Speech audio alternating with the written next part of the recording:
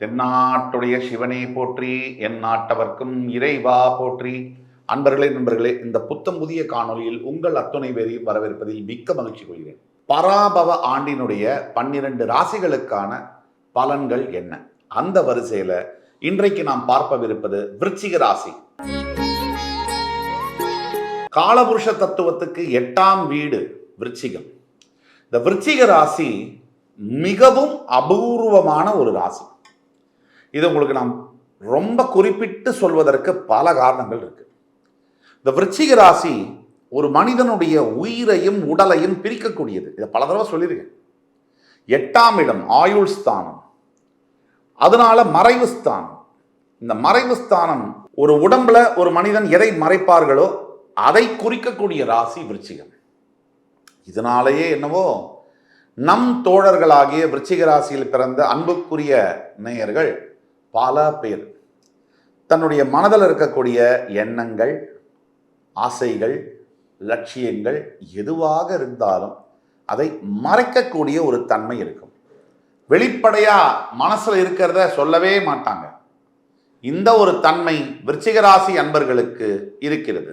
இந்த விருச்சிக ராசிக்காரர்கள் தன் மனதில் இருக்கக்கூடியதை வெளிப்படையாக பேசக்கூடிய தன்மை என்பது கஷ்டம். இவங்க வேணுமென்றே மறைக்கல, இவங்களுடைய இயல்பு, கடவுளின் படைப்பு இந்த மாதிரி இருக்கு. இப்ப விருச்சிக ராசிக்காரர்களுக்கு இந்த பராபவ ஆண்டு தமிழ் புத்தாண்டு 2026 எப்படி இருக்கணும் பார்க்கலாமா? வாங்க. இவங்களுக்கு இந்த ஆண்டு என்ன நடக்கும், எதை எதிர்பார்க்கலாம், எதை செய்யணும், எதை செய்யக்கூடாது, பரிகாரங்கள் என்ன, இதை பத்தி விரிவாக பேசலாம். வாங்க. விருச்சிகத்தின் 5ஆம் வீடுல சனி, 4ஆம் வீடுல ராகு. விருச்சிகத்தின் 8ஆம் வீட்டில் தற்சமயம் குரு ஜூன் 2 பிறகு 9ஆம் வீட்டிற்கு போய் விருச்சிகத்தை பார்க்க போகிறார் உச்ச குரு. விருச்சிகத்தின் 10ஆம் வீடு என்று சொல்லக்கூடிய சிம்மத்தில் கேது. இவ்வளவுதான் கிரக அமைப்பு, முக்கியமான கிரகங்களுடைய அமைப்பு. நாம் ஏன் குரு, சனி, ராகு, கேதுடைய அமைப்பை எடுத்துக்கிறோம் அப்படின்னா, இந்த கிரகங்கள் தான் ஒரு வருஷத்துக்கு மேல மாற்றங்கள் பெறுகிற கிரகம், பெரிய கிரகங்கள். மித்த கிரகங்கள் எல்லாம், மீதம் இருக்கக்கூடிய 5 கிரகங்களும் மாதம் ஒரு முறையோ, தினம் ஒரு முறையோ, அல்லது 2 மாதம் ஒரு முறையோ, 1.5 மாதம் ஒரு முறையோ மாறிக்கொண்டே இருப்பார்கள். இந்த குரு, சனி, ராகு, கேது தான் 1 இயருக்கு மேல மாறக்கூடிய கிரகங்கள், பர்மனண்டா இருக்கக்கூடிய கிரகங்கள். அதனால இந்த கிரகங்களை தவிர்க்க முடியாது. விருச்சிகத்தின் 5ஆம் வீடு என்று சொல்லக்கூடிய மீனத்தில் கூட்டு கிரகங்கள் சேர போறாங்க. சனி, செவ்வாய், புதன், இப்படி கூட்டு கிரகங்கள் எல்லாம் சேர போறாங்க.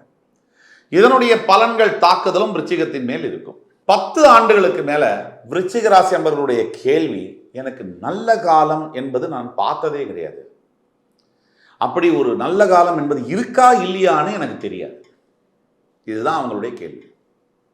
இந்த பராபவ ஆண்டினுடைய சிறப்பு என்ன, விருச்சிகத்துக்கு என்ன டேக்அவே அப்படின்னா, முதல்ல தெரிஞ்சுக்கோங்க. இந்த வீடியோக்குள்ள டீட்டெயில்டா நம்ம போறதுக்கு முன்னாடி விருச்சிக ராசி அன்பர்கள் தெரிஞ்சு கொள்ள வேண்டியது, ஜூன் 2க்கு பிறகு உங்களுடைய வாழ்க்கையில் நீங்க இதுவரைக்கும் எதிர்பார்க்காத அளவிற்கு நல்ல மாற்றங்கள் வரும். எந்த ஒரு முயற்சியும் இல்லாமலே நல்ல செய்திகள் வரும், நல்ல திருப்பங்கள் வரும், பெரிய அளவிலான ராஜாதி ராஜ யோக பலன்களை நீங்கள் பெறுவீர்கள். இதுதான் நிதர்சனமான உண்மை. இது குரு பயிற்சிக்கு பிறகு நிகழ்ந்தே தீரும். உங்களுடைய ராசி, உங்களுடைய 3ஆம் வீடு, 5ஆம் வீடு, இந்த இடங்களை குரு பார்க்கவிருக்கிறார். இப்ப நம்ம கூட்டு கிரகங்களை பத்தி பேசணும்.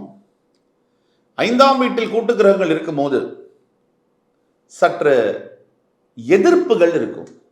நம்ம திரும்பியும் சொன்னோம், பழையபடி விருச்சிக ராசி அன்பர்கள் வாழ்க்கையை பார்த்ததே இல்லையா அப்படின்ற கேள்விக்கு பதில் சொன்னோம். இனிமேல் ஜூன் 2க்கு பிறகு 10 ஆண்டு இல்லை, நீங்க பிறந்ததுலேருந்து நீங்க பார்க்காத நல்ல விஷயங்கள், நீங்கள் எதிர்பார்க்காத நல்ல திருப்பங்கள், வாழ்வியல் மாற்றங்கள் வந்து சேரும். இப்போ சனியை பத்தி பேசணும்னா, சனி பகவானை பத்தி, உங்களோட 5ஆம் வீட்டில் ஏப்ரல் 17 கூட்டு கிரகங்கள் இருக்கும்போது டென்ஷன், மனசோர்வு, ஏற்கனவே சந்திரன் உங்கள் ராசியில் நீச்சம் என்பதால் சற்று கவலை, சற்று இதெல்லாம் இருக்கும். அதுக்கு மேலே டென்ஷன், மனசோர்வு, வேலை பார்க்கக்கூடிய இடத்துல பிரச்சனைகள், கொஞ்சம் எதிர்ப்புகள், இதெல்லாம் நீங்கள் எக்ஸ்பெக்ட் பண்ணணும்.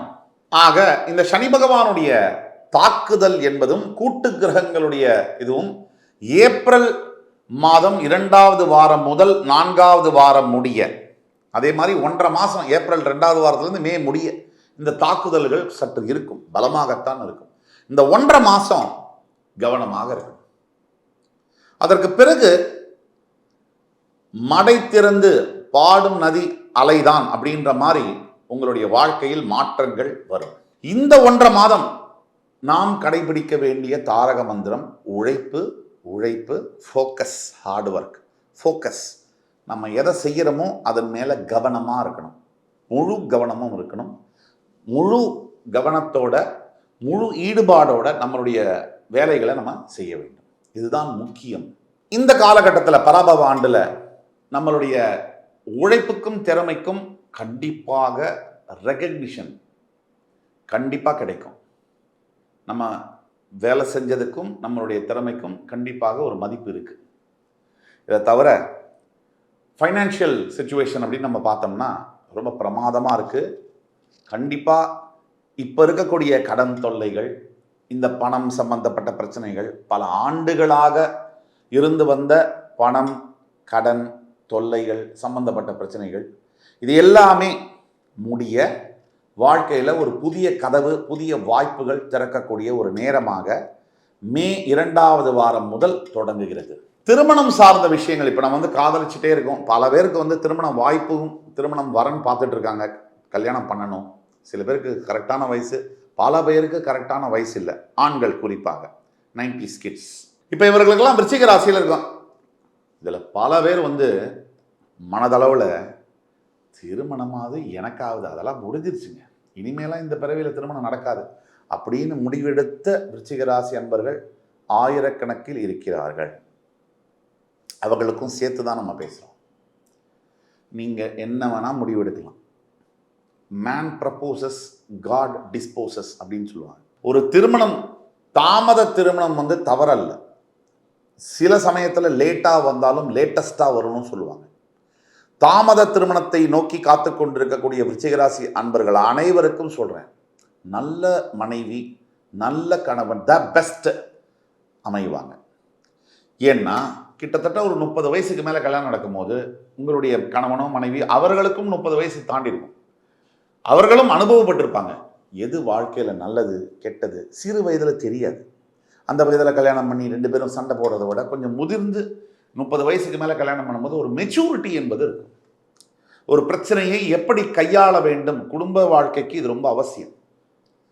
குடும்ப வாழ்க்கைக்கு மிக மிக அவசியம் சகிப்புத்தன்மை. அது விருச்சிக ராசி அன்பர்கள் இந்த ஆண்டு திருமண பந்தம் அமையக்கூடிய வாய்ப்புகள் நிறைய இருக்கு. அதே மாதிரி மாணவ மாணவியர்களுக்கு அற்புதமான ஒரு ஆண்டு பராபவ ஆண்டு. விருச்சிக ராசியில் இருக்கக்கூடிய மாணவ மாணவியர்களுக்கு உங்களுடைய உழைப்பு, இந்த கடினமான உழைப்பின் மூலியமாக இப்போ நீங்கள் எஃபர்ட் போட்டிங்கன்னா படிப்பில் 200% உங்களுக்கு ஜெயிக்கும். லக்கை நம்பாதீங்க, கண்டிப்பாக ஜெயிக்காது. ஹார்ட் ஒர்க் மட்டும்தான் இந்த ஆண்டு உங்களுக்கு கை கொடுக்கும் விருச்சிகத்துக்கு. இப்போ ஹெல்த் சம்பந்தப்பட்ட விஷயம் பேசுகிறோன்னா, வயிற்று பகுதியில் சில பிரச்சனைகள், ஆரோக்கிய குளறுபடிகள் வரக்கூடிய வாய்ப்புகள் உண்டு. அதே மாதிரி கொஞ்சம் அலர்ஜிஸு, இந்த தோல் சம்பந்தப்பட்ட சில அலர்ஜிஸு, சில ரேஷஸ்லாம் வரக்கூடிய வாய்ப்புகள் உண்டு. அதே மாதிரி தொண்டை பகுதியில் சில சிக்கல்கள் வரக்கூடிய வாய்ப்புகள் உண்டு. தொண்டையில் சொல்கிற மாதிரி சில என்ன சொல்கிறது இன்ஃபெக்ஷன்ஸு அப்படிலாம் வரக்கூடிய வாய்ப்புகள் உண்டு. இதில் நீங்கள் ஜாக்கிரதையாக இருக்கணும். தேவையில்லாத உணவை தேவையில்லாத நேரத்தில் தேவையில்லாத இடத்துல சாப்பிட்றதும், உணவை விட்டுட்டு ஸ்கிப் பண்ணி சாப்பிட்றதும் உடல் ஆரோக்கியத்தில் பெரிய விளைவை விருச்சிகத்துக்கு இந்த ஆண்டு விளைவிக்கும். அது மாதிரி உங்களோட 4ஆம் வீட்டில் இருக்கக்கூடிய ராகுனால கண்டிப்பாக வாகனத்தை ஓட்டும் போது, நான் பாரு வீலிங் போடுறேன், நான் பாரு பைக்கை மேலே தூக்கி வைக்கிறேன், கீழே இறக்கி வைக்கிறேன், நான் காரை அப்படி வேகமாக ஓட்டுறேன், தண்ணியை போட்டு காரை ஓட்டுறது, இந்த தேவையில்லாத ஜாதி ஒரு கிக்குக்காக அதை பண்ணுறேன் இதை பண்ணுறேன்னு பண்ணுறது, இந்த கிக்குக்காக பண்ணவங்க பல பேர் இன்னைக்கு உயிரோடு இல்லை. இன்னைக்கு உயிரோடு இல்லை. அந்த குறைவான 5 நொடி சந்தோஷத்துக்கும் பெருமை, அதுதான் முக்கியமா. ஃபால்ஸ் ப்ரைடுன்னு சொல்லுவாங்க. இது தவறான ஒரு கௌரவம். மனசுக்குள்ளேயே இந்த மாதிரி பண்ணா நம்மளை பெரிய ஆளுன்னு நினைப்பாங்க, கை தட்டுவாங்கன்ற தவறான ஃபால்ஸ் ப்ரைடுக்காக பண்ண பல இளைஞர்கள் இன்னைக்கு உயிரோடு இல்லை. 10 பேர் பண்ணாங்கன்னா 7 பேர் விபத்து, 2 பேர் தப்பிச்சாங்க.